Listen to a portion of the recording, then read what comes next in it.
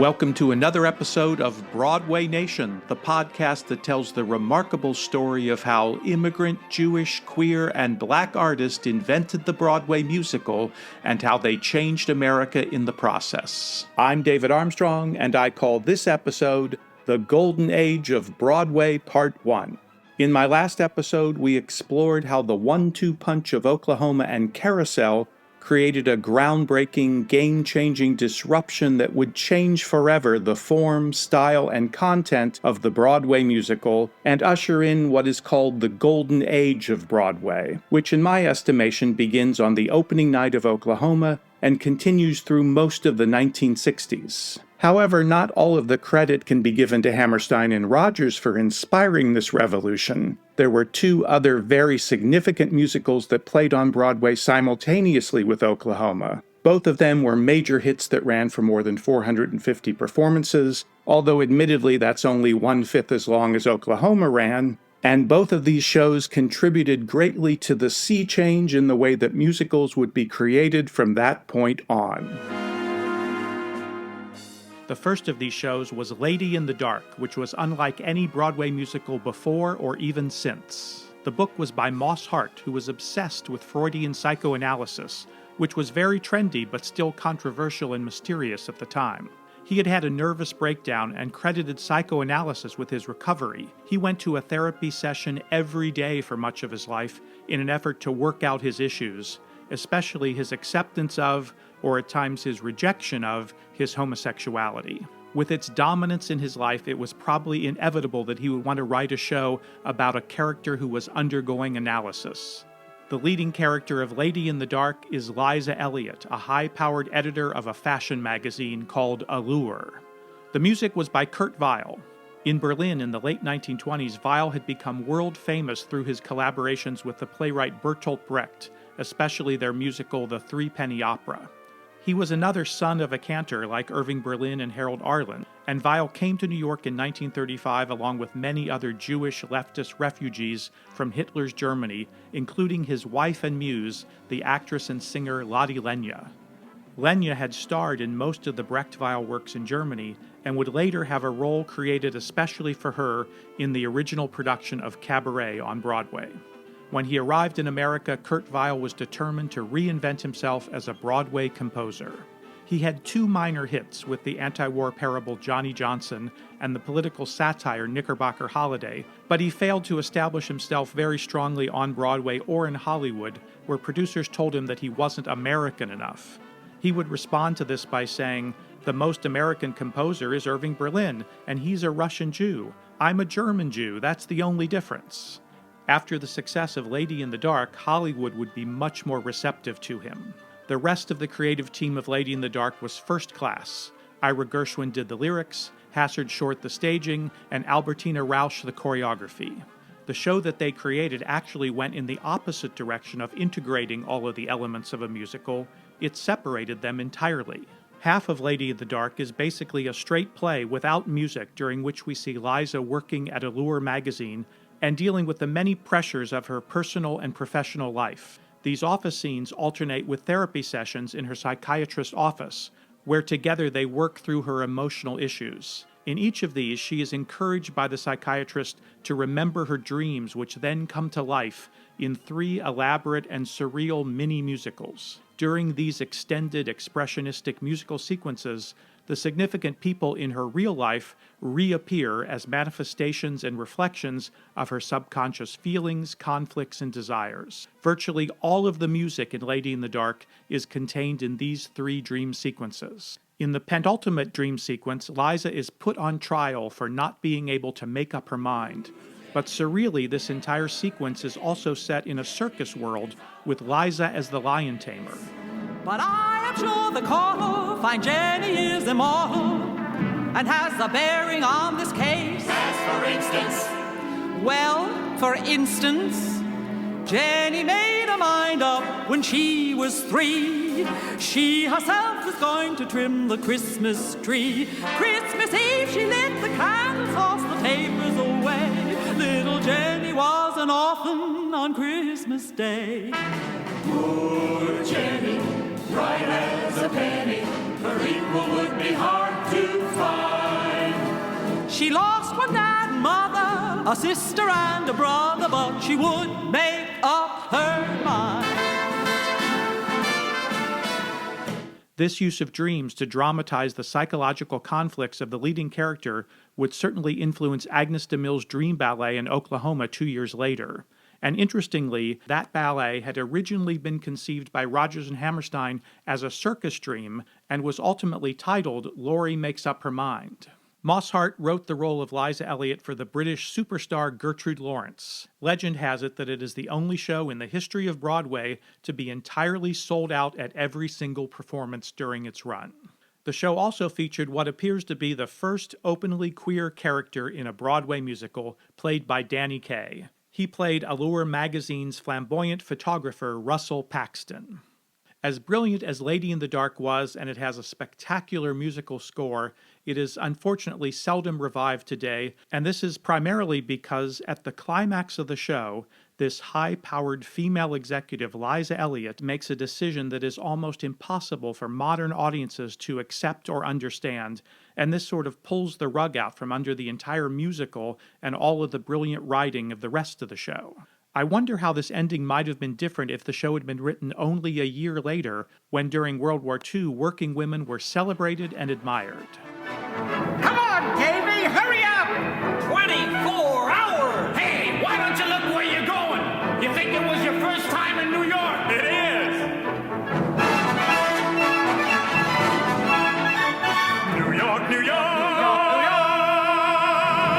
It's a hell of a town! We've got one day here and not another minute to see the famous sights. We'll find the romance and danger waiting in it beneath the Broadway lights. But we've hair on our chest to what we like the rest of the nights.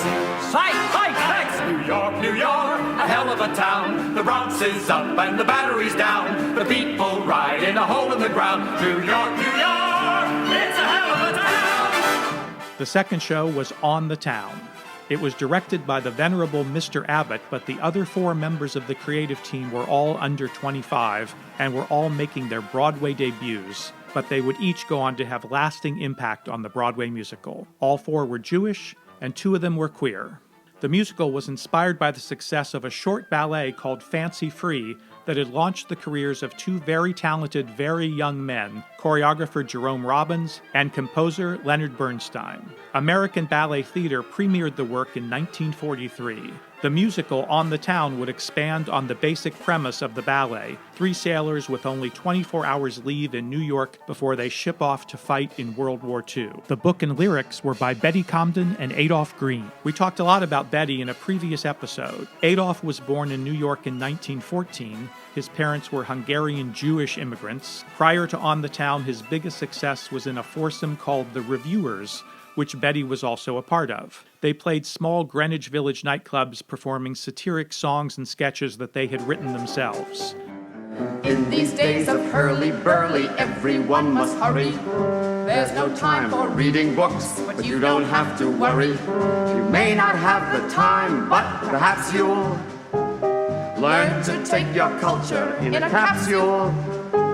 For though the field of literature's immense, there's a magazine that knows how to condense. Don't sweat for weeks and weeks over just one book. The Reader's Digest gives it to you in one look. Gone with the Wind. Scarlett O'Hara's a spoiled pet. She wants everything that she can get. The one thing she can't get is Rhett. The end! Romeo and Juliet. Juliet loved her Romeo. Romeo loved his Juliet so they both got killed. That's all you have to know. The end. Les Miserables. Jean Valjean, no evildoer, stole some bread 'cause he was poor. A detective chased him through a sewer. The end. That's all you have to know. The Reader's Digest told us all. Their occasional pianist who had been Adolph Green's good friend from summer camp was Leonard Bernstein. On the Town is a wild, sexy, madcap mashup of musical comedy gags, catchy swinging tunes, and long sections of angular, even edgy Bernstein-style modern classical music to accompany sequences in which long sections of the story are told only through dance. On the surface, it's all youthful joy and exuberant hijinks, but with a heartbreaking subtext. Although it is never stated, the audience understands that one or all three of our heroes may never come back from the war. And as is typical of the period, the women in the show are all strong, dynamic, working women, a scientist, a dancer, and a taxicab driver.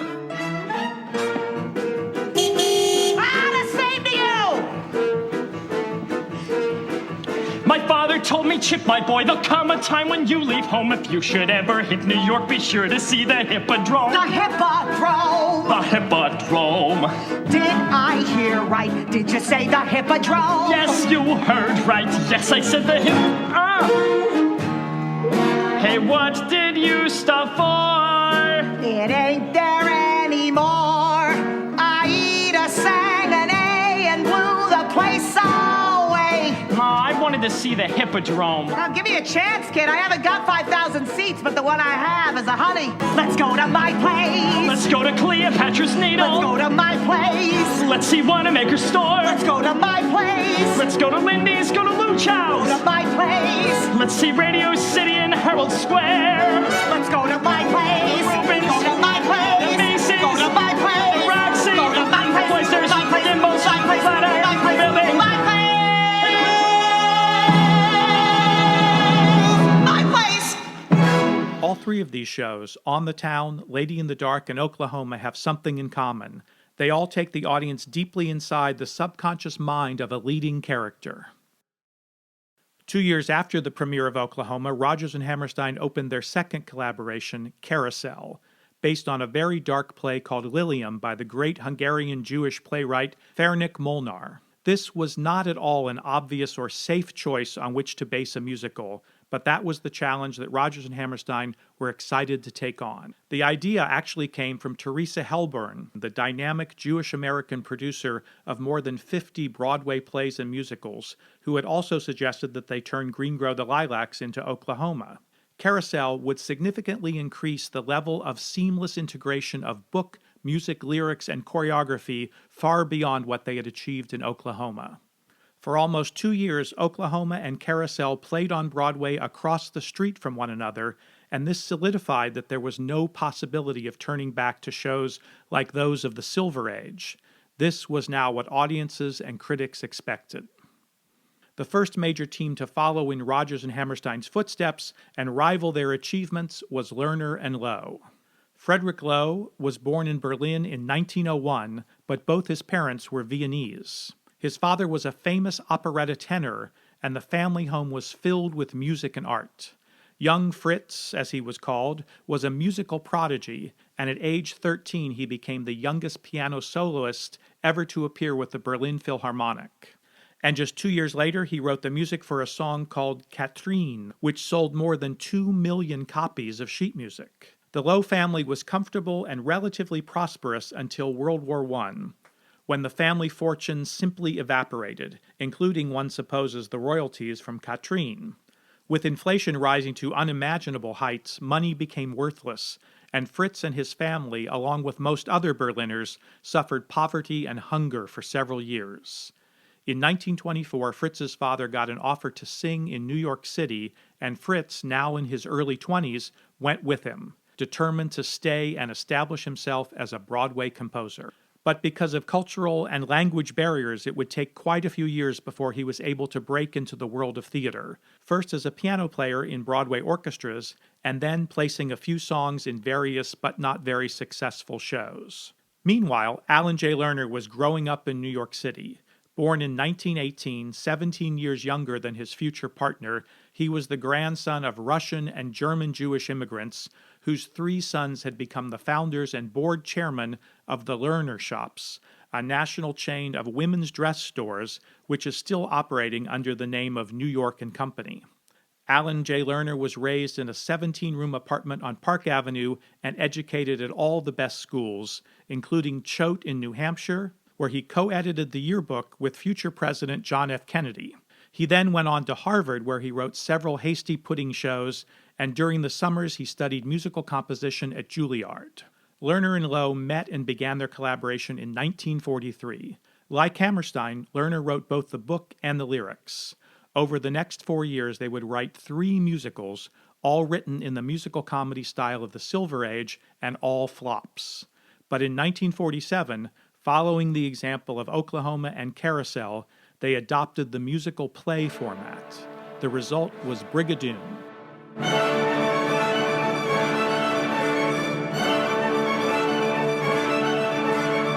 A romantic fantasy about a disillusioned ex-serviceman who finds love and peace in a magical Scottish village that appears only once every 100 years. The show was a hit, not one of the very biggest, but a substantial success that would be revived again and again on Broadway and in London's West End. It had charm and atmosphere all its own, and it spun off several major song hits. All the music of life seems to be like a bell that is ringing for me. And from the way that I feel when that bell starts to peal, I would swear I was falling. I could swear I was falling. It's almost like being in love. In 1956, they had their biggest hit, My Fair Lady, one of the most successful and acclaimed musicals of all time. The show was an immediate success, hailed as, quote, the world's greatest musical, the show of the century, and the perfect musical play. Many theatergoers still regard it as one of the best musicals of all time, an unsurpassable model of drama, melody, elegance, and wit. Like most great musicals, it seemed at first to be a very unlikely and bad idea. It was adapted from the 1913 play Pygmalion, George Bernard Shaw's intellectual comedy that was written, as most of Shaw's plays were, to prove a thesis, that class differences were based entirely on superficial elements such as manners, deportment, and above all, speech. In Shaw's witty version, Henry Higgins, a professor of phonetics, makes a wager that he can pass off a lowly flower girl as a duchess simply by teaching her upper-class speech and behavior. He wins his bet, but his creation, Eliza Doolittle, proves not nearly as grateful as he had expected. Throughout his life, Shaw had turned down all proposals to musicalize Pygmalion. He did write the screenplay for a hit movie version in 1938, which opened up the action to include scenes only spoken about in the play, and even adding, or at least allowing, a hint of romance in the final scene. When Shaw died in 1950, his estate became receptive to the idea of a musical Pygmalion. Several writers were approached, including Cole Porter, Noel Coward, and Rodgers and Hammerstein, but all of them were defeated by the challenges of turning this play into a musical. In 1952, the project was offered to Lerner and Loewe, but they too struggled to find a reason to make the characters sing. There was no romance, and almost all of the action took place entirely in small rooms. How could they work in a singing and dancing chorus, which was felt to be a necessary part of any mid-century musical? Lerner and Loewe abandoned the project, but then returned to it a couple years later. Lerner had had 2 revelations. Number 1, the play had already been opened up in Shaw's own screenplay, which added the scenes between the scenes, as he called them, the Ascot races, the embassy ball, and so on. And number 2, instead of adapting Shaw to the conventions of the musical, why not adapt the musical to Shaw? If there's no principal love couple or secondary comic duo, so what? So be it. Shaw's play had enchanted audiences for decades. Why not trust it? My Fair Lady, directed by Moss Hart, opened in 1956 to rapturous reviews. It was the Hamilton of its day, sold out for months. It would have the longest run of any musical in history up to that point, a record that it would hold on to for nearly a decade. And with its hit-filled score, the unprecedented success of the original cast album would make the show known to everyone, even those who had never set foot inside a theater. I could have danced all night, I could have danced all night, and still have begged for more. I could have spread my wings and done a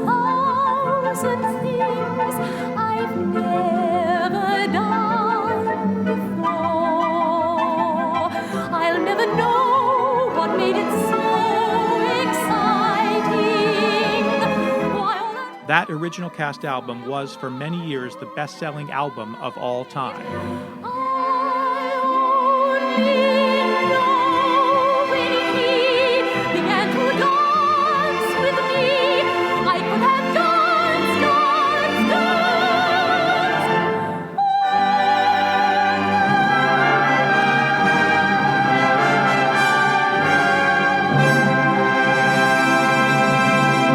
Lerner and Loewe's final show, Camelot, was based on an enormous fantasy novel called The Once and Future King that was made up of 4 separate books. The events of the first book, The Sword and the Stone, about King Arthur's youth, were only referred to in Camelot, but would be musicalized by Disney years later in their animated film. The book for Camelot encapsulated the remaining 3 books, but they are so packed with characters, incident, locations, battles, and supernatural events that bringing the story down to a manageable size for the stage proved to be a daunting and not ever fully accomplished task. At its out-of-town opening, Camelot ran nearly 5 hours long, which prompted Noel Coward to quip, "It's longer than the Ring Cycle and not nearly as funny."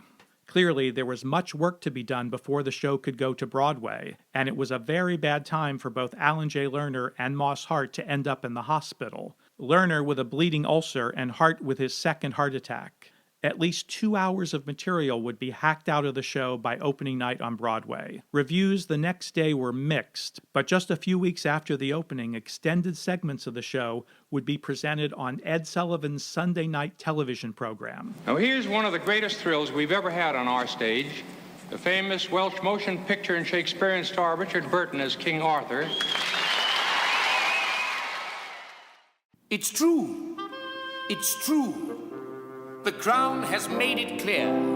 The climate must be perfect all the year. A law was made a distant moon ago here. July and August cannot be too hot. And there's a legal limit to the snow here in Camelot. In that format, Camelot looked like the most dazzling show ever. Winter is forbidden till December, and exits March the 2nd on the dot. By order, summer lingers through September. The next day, ticket sales soared, and soon the box office achieved an unprecedented advance sale of $3.5 million. I know it sounds a bit bizarre, but in Camelot, that's how conditions are.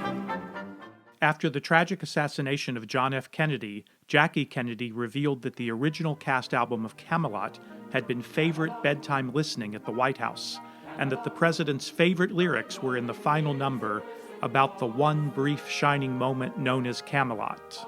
This little bit of personal information brought tremendous attention to the show and would forever link the name of the show, Camelot, with the Kennedy administration.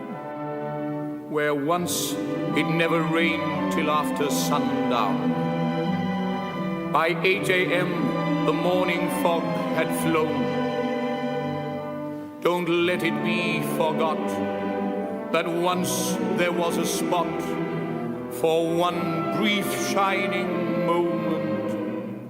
That was known as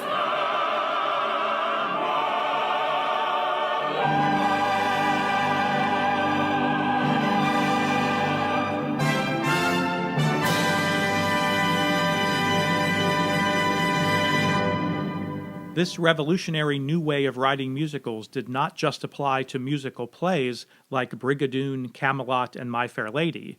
It also transformed the musical comedy as well. Even musicals whose sole reason to exist was to make the audience laugh and be delighted by great performers strutting their stuff and belting out hit tunes, these shows too would now have to have well-structured plots and music and lyrics that help to tell that story and in the process create three-dimensional, captivating characters. In fact, the Golden Age is the era of dynamic, unforgettable characters that seem to live above and beyond the musicals that contain them. This was new, and I believe it's one of the defining achievements of the Golden Age. In the previous eras, very few characters from musicals had any currency beyond the stars who had originally played them. audiences remembered the personalities of the performers, but not the characters. However, in the Golden Age, every hit show introduced specific, memorable, full-fledged individuals. These include both relatively realistic ones such as Curly, Laurie, Aunt Eller, Julie, and Billy, as well as overtly comic creations such as Will Parker and Ado Annie. I'm just a girl who can't say no. I'm in a terrible fix. I always say, come on, let's go, just when I ought to say nix. Songs like this made these characters unforgettable, the kinds of characters that become icons that represent and encapsulate a show. But as soon as someone kisses me, I somehow sort of want to kiss him back. This means the audience then emotionally participates in and experiences the characters' challenges and choices. And this vastly deepened and improved the musical comedy and made them funnier as well.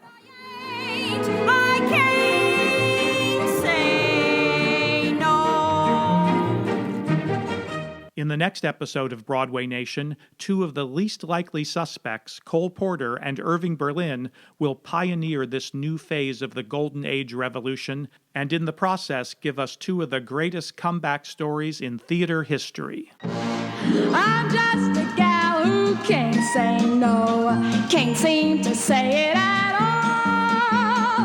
I hate to disappoint a beau. Broadway Nation is produced and written by me, David Armstrong, with indispensable writing help from Albert Evans.